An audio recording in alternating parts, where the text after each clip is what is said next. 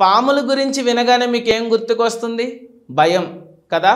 కానీ కొన్ని వ్యక్తులకు పాములు కాటేయవని మీకు తెలుసా?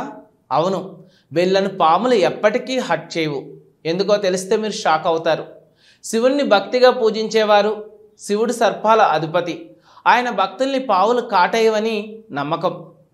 మహామృత్యుంజయ మంత్రం జపించేవారు ఈ మంత్రం పాముల విష ప్రభావాన్ని తగ్గిస్తుందని శాస్త్ర విశ్వాసం.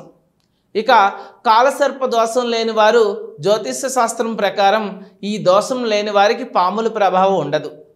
ఇక 4 నాగుల పంచమి పూజ చేసేవారు సర్పదేవుడు ఆశీర్వాదంతో పాము కాటు భయం కూడా ఉండదని పురాణాలు చెబుతున్నాయి.